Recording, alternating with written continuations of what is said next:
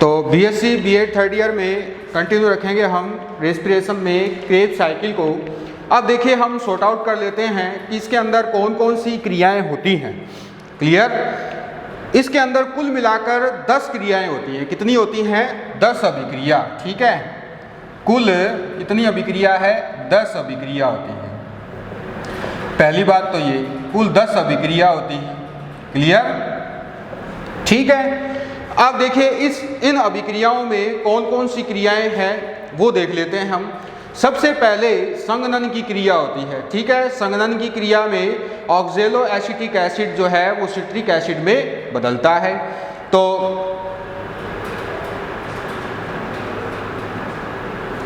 Condensation की क्रिया होती है नंबर 1।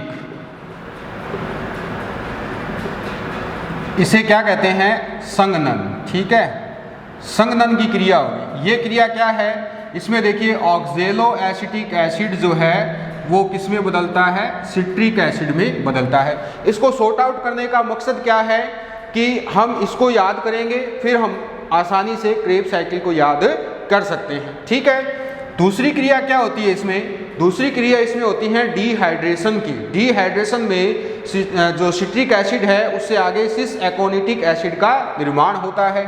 तो ये हो जाएगा डिहाइड्रेशन।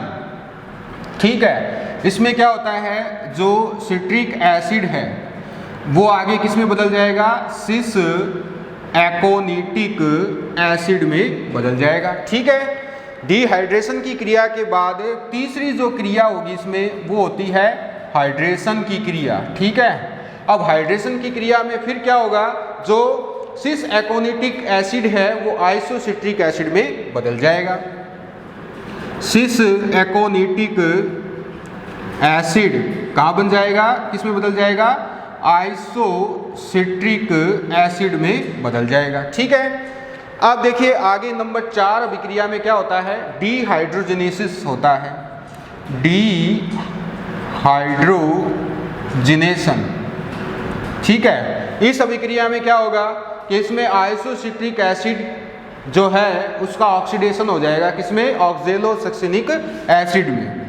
आइसोसिट्रिक एसिड का आगे ऑक्जेलो सक्सिनिक एसिड बन जाएगा। ठीक है, ऑक्जेलो सक्सिनिक एसिड बन जाएगा। फिर आगे डीकार्बोक्सिलेशन की क्रिया होगी। नंबर 5 जो है वो है डीकार्बोक्सिलेशन। ठीक है, विकार्बोक्सिलीकरण हो जाएगा। तो विकार्बोक्सिलीकरण में क्या होगा? जो ऑक्जेलो सक्सिनिक एसिड है वो किस में बदल जाएगा? Alpha keto glutaric acid. अब अल्फा कीटो ग्लूटेरिक एसिड के बारे में मैंने आपको बताया था कि इस दौरान बनने वाला एकमात्र 5 कार्बन युक्त अम्ल होता है ये। अगला देखिए, अगला डीकार्बोक्सिलेशन होगा। ठीक है, डीकार्बोक्सिलेशन एक तो हो गया है और अगला जो है वो ऑक्सीडेटिव डीकार्बोक्सिलेशन है। नंबर अगला जो है वो है ऑक्सीडेटिव डीकार्बोक्सिलेशन। ठीक है, इसमें क्या होगा? Alpha keto glutaric acid succinyl coenzyme A में बदल जाएगा। अल्फा कीटो ग्लूटेरिक एसिड किस में बदल जाएगा? सक्सिनिल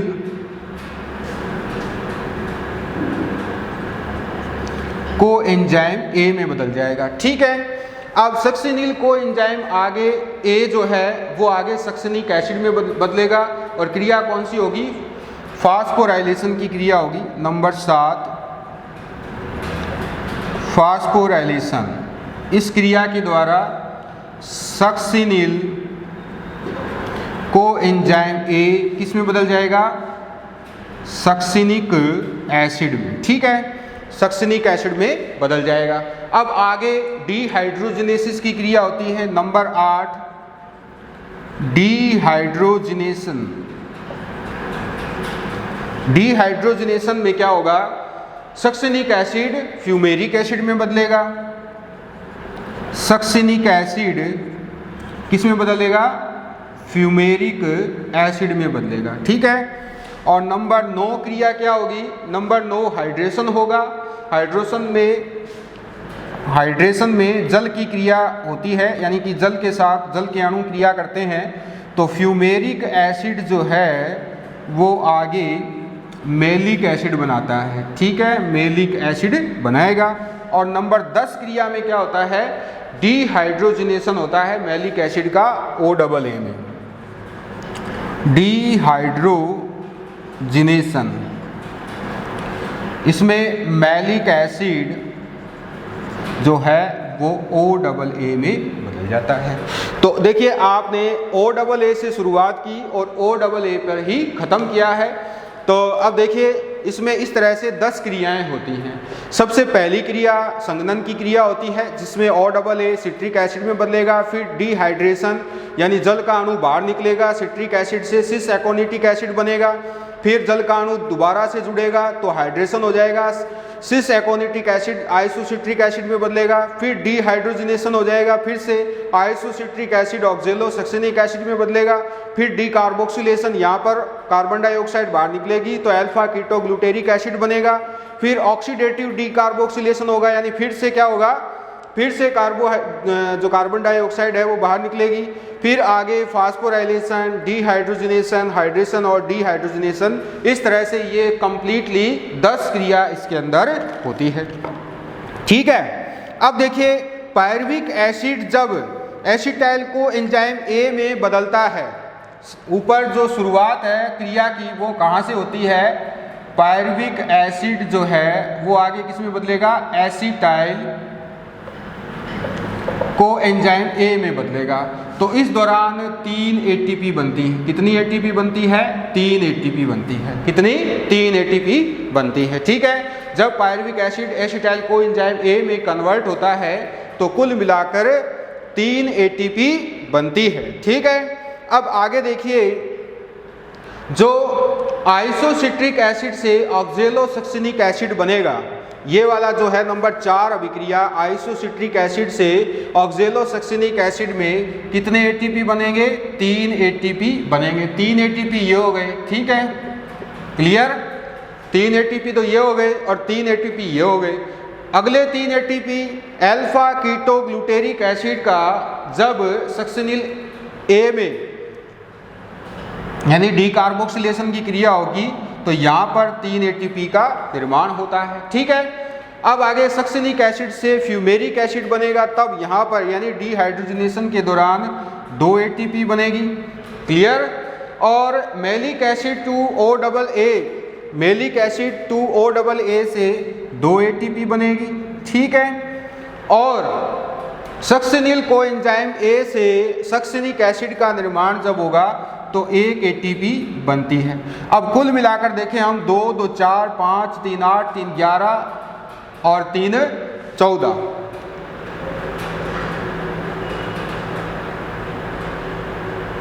नहीं, देखिए 3 3 6, एक जगह गड़बड़ हुई है।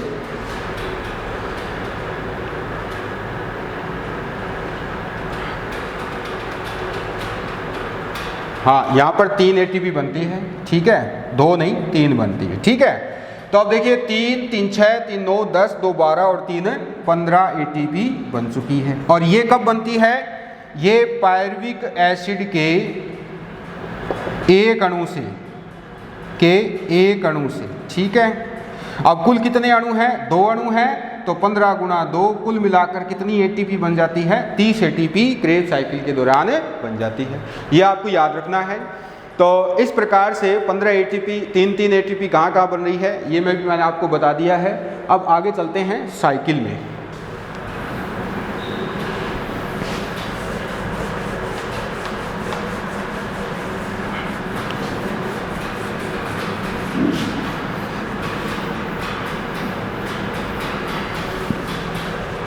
तो देखिए सबसे पहले क्या होगा, सबसे पहले हमने पायरुविक एसिड तो हो ही चुका है इंटरचेंज चेंज हो चुका है किसमें, एसिटाइल को एंजाइम A में चेंज हो चुका है और इस दौरान कार्बन डाइऑक्साइड का विमोचन होता है, NADH2 भी बनता है।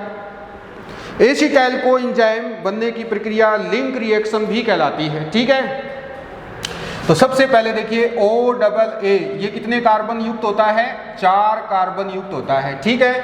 OAA पर किसकी क्रिया होती है? कंडेंसन से, जो कंडेंसन की क्रिया है, संघनन की क्रिया, वो क्रिया यहाँ पर होती है। तो एसिटाइल को एंजाइम A और जल का अणु दोनों क्रिया करते हैं, ठीक है।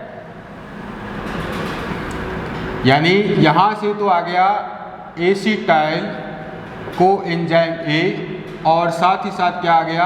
H2O भी आ गया, ठीक है। H2O का अणु भी जुड़ा है और को एंजाइम A कहाँ निकल जाएगा? बाहर निकल जाएगा। क्लियर? बनेगा क्या उत्पाद? बनेगा सिट्रेट, यानी कि जो 6 कार्बन युक्त है सिट्रिक एसिड, उसका निर्माण होता है, ठीक है। सिट्रिक एसिड बन जाएगा। ये होता है 6 कार्बन युक्त, और ये क्रिया कौन सी हो रही है? कंडेंसेशन की क्रिया हो रही है, ठीक है। संघनन की क्रिया हो रही है यहाँ पर। क्लियर? अब देखिए इस क्रिया के दौरान आगे अगली जो क्रिया है उसमें सिट्रिक एसिड का डिहाइड्रेशन हो जाएगा। एकोनिटेज एंजाइम की उपस्थिति में क्या हो जाएगा? डिहाइड्रेशन हो जाएगा। तो इसका हो चुका है किसकी उपस्थिति में? एकोनिटेज, और सहकारक कौन है? फेरस, ठीक है। तो इसकी उपस्थिति में क्या हो जाएगा? H2O बाहर निकल जाएगा। H2O कहाँ निकल गया? बाहर निकल गया, नहीं। और क्या बनेगा? सिस एकोनिटिक एसिड का निर्माण होता है। किसका निर्माण होगा? सिस एकोनिटिक एसिड, सिस एकोनिटिक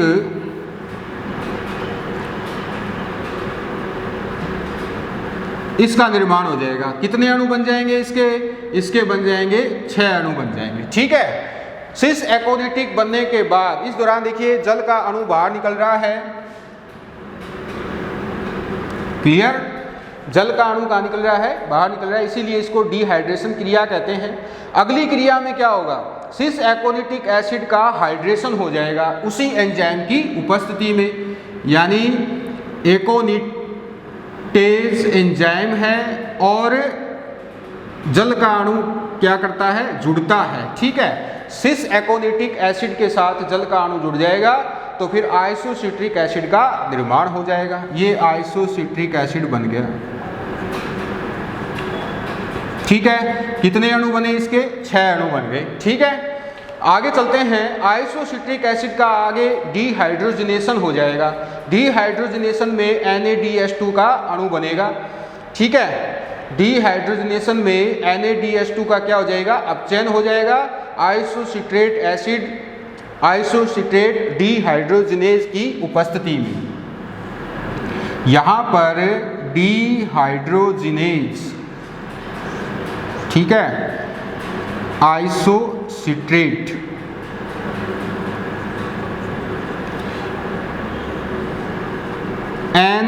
NaDH2, ठीक है, NaD से ये हो गया इसका अपचयन, ठीक है। और इसे हम कहते हैं डिहाइड्रोजनेशन, और ऑक्जेलोसक्सिनिक एसिड का निर्माण हो जाएगा। क्या बन जाएगा? ऑक्जेलोसक्सिनिक एसिड बन जाएगा। कितने अणु बन जाएंगे इसके? 6 अणु बन जाएंगे, ठीक है। इस प्रकार से ये क्रिया होती है। आगे देखिए डीकार्बोक्सिलेशन होगा, यानी कार्बन डाइऑक्साइड बाहर निकल जाएगी डीकार्बोक्सिलेज एंजाइम की उपस्थिति में। ये आ गई कार्बन डाइऑक्साइड बाहर। एंजाइम कौन सा है? डीकार्बोक्सिलेज, ठीक है। डीकार्बोक्सिलेज एंजाइम की उपस्थिति में क्या हो जाएगा? डीकार्बोक्सिलेशन हो जाएगा, कार्बन डाइऑक्साइड बाहर निकल जाएगी, और इस दौरान सहकारक क्या होता है? Mn+ होता है, ठीक है। मैग्नीज सहकारक इसके अंदर भूमिका निभाता है। तो आगे उत्पाद क्या बनेगा? अल्फा कीटो ग्लूटेरिक एसिड बन जाएगा। ये बन जाएगा अल्फा कीटो ग्लूटेरिक एसिड। कितने कार्बन युक्त? 5 कार्बन युक्त, ठीक है। ये आपको याद रखना है, 5 कार्बन युक्त बनता है ये। इसके बाद की अगली क्रिया क्या है? अगली क्रिया में देखिए अल्फा कीटोग्लूटेरिक एसिड का डीहाइड्रोजनेशन हो जाएगा। फिर से डीहाइड्रोजनेज कॉम्प्लेक्स की सहायता से कोएंजाइम ए जुड़ेगा, कार्बन डाइऑक्साइड बाहर निकलेगा, ऑक्सीडेटिव डी कार्बोक्सिलेशन हो जाएगा इसका। ठीक है, ऑक्सीडेटिव डी कार्बोक्सिलेशन किसका हो जाएगा? इसका हो जाएगा। ऑक्सीडेटिव डी कार्बोक्सिलेज, इस एंजाइम की सहायता से कार्बन डाइऑक्साइड तो कहाँ जाएगी? बाहर आ जाएगी। जुड़ेगा क्या? Coenzyme A. ठीक है, इस तरह से आगे देखते हैं। इस दौरान NADH2 का निर्माण होता है। NADH2 बनेगा NAD से। ठीक है, क्लियर? तो ये क्रिया हो गई। फिर आगे बनेगा क्या? सक्सिनिल कोएंजाइम ए बनेगा। सक्सिनिल कोएंजाइम ए ये बन जाएगा। सक्सिनिल कोएंजाइम ए के कितने अणु बनेंगे? 4 अणु बनेंगे। ठीक है, इसके 4 अणु बन जाएंगे। ठीक है, इसके बाद देखिए आगे क्या होता है। सक्सिनिल कोएंजाइम पर हाइड्रेशन की क्रिया होगी। इस पर क्या होगी? H2O की क्रिया होगी, हाइड्रेशन की क्रिया होगी। तो H2O की क्रिया से थायोकाइनेज की उपस्थिति में फास्फोराइलेशन की क्रिया भी होती है साथ साथ। ठीक है,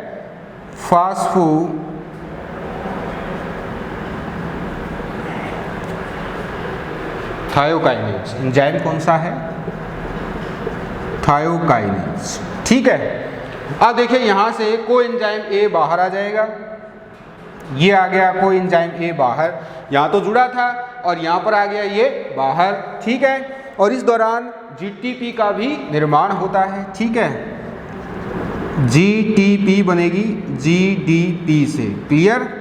और उत्पाद क्या बनेगा? सक्सिनेट बनेगा, यानी कि सक्सिनिक एसिड का निर्माण होता है। ठीक है, ये बन गया succinic acid. Clear? Succinic acid के कितने अणु बनेंगे? 4 अणु बनेंगे। ठीक है, कितने बनेंगे? 4 अणु। ठीक है, आगे चलते हैं। सक्सिनिक एसिड जो है वो आगे डीहाइड्रोजनेशन की क्रिया होगी। इसके आगे क्या होती है? यहां पर डीहाइड्रोजनेशन होता है। ठीक है, डीहाइड्रोजनेज एंजाइम की सहायता से। क्लियर? और बनेगा क्या? बनेगा फ्यूमेरिक एसिड। क्या बनेगा? Fumaric acid. कितने कार्बन युक्त? 4 कार्बन युक्त बनेगा। और इस दौरान FAD का FADH2 में अपचयन हो जाता है। ये FADH2 बन गया FAD से। ठीक है, आगे देखते हैं। फिर जल के अणु की क्रिया होती है फ्यूमेरिक एसिड पर। ठीक है, यानी जल का अणु जुड़ता है H2O। ये हाइड्रेशन की क्रिया है। हाइड्रेशन की क्रिया में फ्यूमरेज एंजाइम काम आता है, फ्यूमरेज एंजाइम। और बनेगा क्या? बनेगा मैलिक एसिड। क्या बनेगा? Malic acid. ये मैलिक एसिड बन गया। ठीक है, 4 कार्बन युक्त ये होता है। फिर मैलिक एसिड का डीहाइड्रोजनेशन हो जाएगा और क्या बन जाएगा? ऑक्जेलो एसिटिक एसिड बन जाएगा। यानी मैलिक एसिड का डीहाइड्रोजनेज एंजाइम की उपस्थिति में डीहाइड्रोजनेशन हो जाएगा। डीहाइड्रोजिनेज। ठीक है, और इस दौरान NADH2 का क्या होता है? उत्पादन होता है। ठीक है, NADH2 बन जाएगा। अब देखिए ये सारी संपूर्ण अभिक्रिया आपके सामने है और ऑक्जेलो एसिटिक एसिड का पुनर्निर्माण हो जाता है। सबसे पहली क्रिया में देखिए जो क्रेब्स साइकिल की सबसे पहली क्रिया है वो क्या है? पायरुविक एसिड का एसिटाइल कोएंजाइम में रूपांतरण है। ठीक है, तो एसिटाइल कोएंजाइम तो बन गया है। ये पूरी अभिक्रिया होती कहाँ है? ये माइटोकॉन्ड्रिया में होती है। ठीक है, पहली बात तो ये माइटोकॉन्ड्रिया में होता है। इसे क्रेब्स साइकिल है ये। ठीक है, और माइटोकॉन्ड्रिया में होता है। क्लियर? कुल 10 अभिक्रिया होती है। कुल 10 अभिक्रिया होती है। कितनी होती है? 10 अभिक्रिया होती है। ठीक है। कुल एटीपी कितनी बनती है? कुल एटीपी बनती है 2 गुना 15 30 एटीपी बनती है, ठीक है। कुल CO2 कितने बनते हैं? 2 गुना 3 CO2 बराबर 6 CO2 बनते हैं, ठीक है। क्यों बनते हैं? ये 2 गुना क्यों किया है? क्योंकि पायरुविक एसिड के कितने अणु हैं? 2 अणु हैं, ठीक है। और आगे देखते हैं OAA एसिटाइल कोएंजाइम A और जल के साथ क्रिया कर सिट्रिक एसिड बनाएगा। पहली अभिक्रिया संघनन की क्रिया होती है। सिट्रिक एसिड आगे जो एकोनिटेज एंजाइम है उसकी उपस्थिति में जल का अणु बाहर निकाल देगा, यानी डिहाइड्रेशन हो जाएगा, सिस एकोनिटिक एसिड बनेगा। सिस एकोनिटिक एसिड आगे एकोनिटेज एंजाइम की उपस्थिति में फिर से जल से क्रिया करेगा और आइसोसिट्रिक एसिड का निर्माण करता है। यानी कि इस तरह से यहाँ पर हाइड्रेशन और डिहाइड्रेशन की क्रिया होती है। तो सिट्रिक एसिड, मूल बात यह है, सिट्रिक एसिड आइसोसिट्रिक एसिड में 2 क्रियाओं से बदलता है। पहली क्रिया डिहाइड्रेशन की होती है, दूसरी क्रिया हाइड्रेशन की क्रिया होती है। आइसोसिट्रिक एसिड से आगे डिहाइड्रोजनेशन की क्रिया द्वारा ऑक्जेलोसक्सिनिक एसिड बनेगा। ये बन गया ऑक्जेलोसक्सिनिक एसिड। ऑक्जेलोसक्सिनिक एसिड डीकार्बोक्सिलेशन द्वारा कार्बन डाइऑक्साइड का बाहर निकाल देगा। तो अल्फा कीटोग्लूटेरिक एसिड का निर्माण होता है जो कि 5 कार्बन युक्त होता है, ठीक है। अल्फा कीटोग्लूटेरिक एसिड आगे डीकार्बोक्सिलेशन यहाँ पर हो जाएगा, इसका ऑक्सीडेटिव डीकार्बोक्सिलेशन कोएंजाइम A के साथ क्रिया करेगा, NADH2 का उत्पादन होता है, कार्बन डाइऑक्साइड बाहर निकल जाएगी।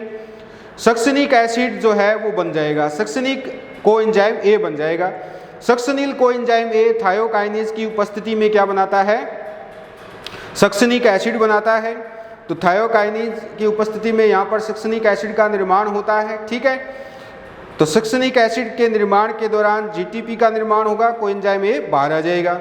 सक्सिनिक एसिड से आगे डिहाइड्रोजनेशन द्वारा fumaric acid, fumaric acid hydration द्वारा मैलिक एसिड और मैलिक एसिड डिहाइड्रोजनेशन द्वारा ऑक्जेलो एसिटिक एसिड का निर्माण कर लेता है, ठीक है। तो इस तरह से इसके अंदर ये क्रिया होती है।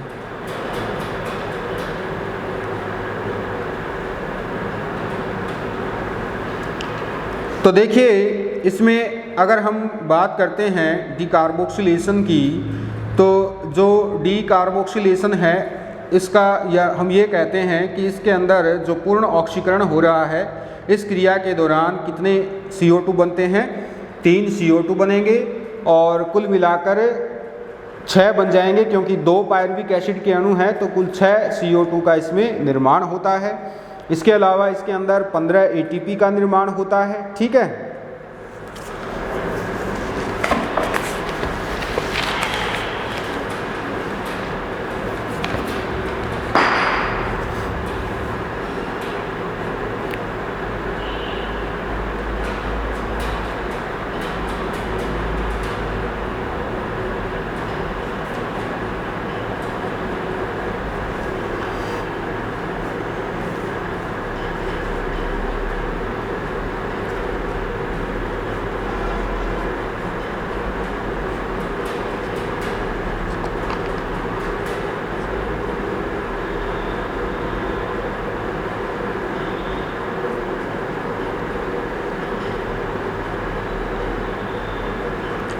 तो क्रेब्स साइकिल कंप्लीट हो चुका है। क्रेब्स साइकिल में कुछ और महत्वपूर्ण बातें क्या है मैं आपको बता देता हूँ। इसका सिग्निफिकेंस क्या है, यानी इसका महत्व क्या है, ठीक है।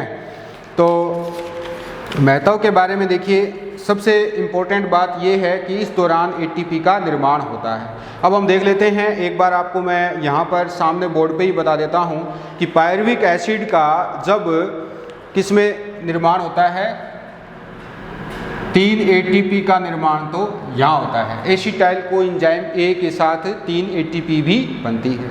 आइसोसिट्रिक से ऑक्जेलोसक्सिनिक एसिड का जब निर्माण होगा तब 3 ATP यहाँ बनती है, ठीक है। 3 ATP यहाँ बनेगी, क्लियर। अब ATP कुंड बना लेते हैं, ठीक है। 3 ATP तो ये बन गई, क्लियर। 3 ATP, clear. और इसके अलावा 3 ATP ये आ गई, 3 ATP, यहाँ लिख देता हूँ 3 ATP। इसी तरह से 3 ATP ये हो गई, तो 6 तो आ चुकी है। इसके बाद 3 ATP कब आती है? अल्फा कीटोग्लूटेरिक एसिड से सक्सिनिल कोएंजाइम A का जब निर्माण होता है तो 3 ATP यहाँ पर बनती है, ठीक है। तो 3 ATP ये हो गई, क्लियर। इसके बाद 2 ATP कब बनती है? सक्सिनिक एसिड से फ्यूमेरिक एसिड का जब निर्माण होता है तब बनती है। 2 ATP यहाँ से आ गई, ठीक है। इसके बाद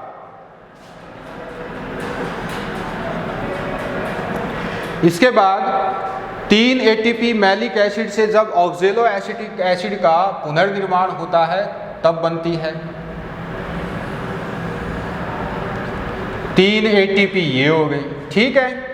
अब 1 ATP कब बनती है? सक्सिनिल कोएंजाइम A से जब सक्सिनिक एसिड का निर्माण होता है तब बनती है, यानी कि यहाँ बनती है, ठीक है। 1 ATP ये हो गई, तो 3 1 4 2 6 3 9 3 12 और 3 15 और ये हो गया ATP कुंड, ठीक है। ATP कुंड, क्लियर। तो 15 ATP हो गई है। एक पायरुविक एसिड के पूर्ण ऑक्सीडेशन से कुल कितनी ATP बन गई है? 15 ATP बन चुकी है, ठीक है। इस प्रकार से इसके अंदर कुल 15 ATP का निर्माण होता है, ये आपको याद रखना है। अब इम्पोर्टेंट बात ये है कि इस दौरान देखिए जो ATP बनती है वो विभिन्न कार्यों के लिए काम आती है हमारे जो प्लांट है वहाँ पर भी। जो मध्यवर्ती यौगिक बनते हैं, जितने भी ये यहाँ से लेकर यहाँ तक जितने भी मध्यवर्ती यौगिक बन रहे हैं, ये जैव अणुओं के संश्लेषण के लिए काम आते हैं, ठीक है। ये मध्यवर्ती जो उत्पाद बने हुए हैं ये सारे जैव अणुओं के संश्लेषण के लिए भी काम आते हैं। जैसे हम एक एग्जाम्पल इसका देखें तो सक्सिनिल कोएंजाइम A जो बन रहा है ये वाला, ये क्लोरोफिल निर्माण जब होगा, यानी क्लोरोफिल का जब संश्लेषण होता है तो उसका प्रारंभिक अणु क्या होता है? सक्सिनिल कोएंजाइम A होता है, ठीक है। तो इस तरह से ये जैव अणुओं के संश्लेषण में काम आते हैं, क्लियर। तो इस प्रकार से क्रेब्स साइकिल होता है कंप्लीट। आपको याद रखना है कि जो क्रेब्स साइकिल है उस दौरान ये तो ऊर्जा का इसमें आपको याद रखना है, कुल ATP अणु कितने बनते हैं, कौन से शटल द्वारा कितने बनते हैं। पायरुविक एसिड के 2 अणुओं का पूर्ण ऑक्सीडेशन होता है तो कुल 30 ATP बनते हैं, यानी एक पायरुविक एसिड के ऑक्सीडेशन से 15 ATP अणु बनेंगे। 8 ATP ग्लाइकोलाइसिस से आ जाते हैं तो कुल 38 ATP इसके अंदर बनते हैं। इसके अंदर देखिए 4 विहाइड्रोजनीकरण की क्रिया होती है, 2 डीकार्बोक्सिलेशन की क्रिया, ठीक है, और फास्फोराइलेशन होता है। क्रियाधार स्तर पर जो होता है वो फास्फोराइलेशन होता है। तो 7 तो ये हो गई। इसके अलावा इसके अंदर जो है हाइड्रेशन की क्रिया होती है, ठीक है। हाइड्रेशन की क्रिया भी इसके अंदर होती है। तो डिहाइड्रोजनेशन देखिए 4 तो विहाइड्रोजनीकरण हो गए, यानी कि जल का अणु बाहर निकलेगा उसको विहाइड्रोजनीकरण कहते हैं, ठीक है। तो 4 क्रिया तो वो होती है। 2 कार्बोक्सिलेशन की क्रिया होगी, डीकार्बोक्सिलेशन कितना होगा? 2 होता है, ठीक है। तो 4 विहाइड्रोजनीकरण की क्रिया, 2 डीकार्बोक्सिलेशन की क्रिया, क्लियर। तो 4 2 6 तो ये हो गई। इसके अलावा 2 इसमें होती हैं हाइड्रेशन की क्रिया, 8 हो गई। 1 कंडेंसन की क्रिया, संघनन की क्रिया हो गई, 9 हो गई। और 1 होता है इसमें डिहाइड्रोजनेशन जो कि 2 बार में होता है। इस तरह से इसके अंदर डिहाइड्रोजनेशन 3 क्रियाएं होती हैं, ये तो एक ही मानी जाती है। यहाँ से लेकर सिट्रिक एसिड से आइसोसिट्रिक एसिड का निर्माण जब होगा ये क्रिया एक ही है, इसके 2 फेज हैं बस। तो इस प्रकार से इसके अंदर ये क्रिया होती है। माइटोकॉन्ड्रिया में ये कंप्लीट क्रिया होती है। आगे चलते हैं कल, ठीक है। आगे हम कल हम पढ़ेंगे ETS के बारे में, ठीक है। ETS यानी इलेक्ट्रॉन ट्रांसपोर्टेशन सिस्टम, जो कि ऑक्सीडेशन की प्रक्रिया का ही एक हिस्सा है। तो आज के लिए बस इतना ही, थैंक यू। अपनी किताब से जब तक रिवाइज नहीं करोगे तब तक आपको कुछ भी समझ में नहीं आएगा, इसलिए पढ़ना ज़रूरी है किताब से।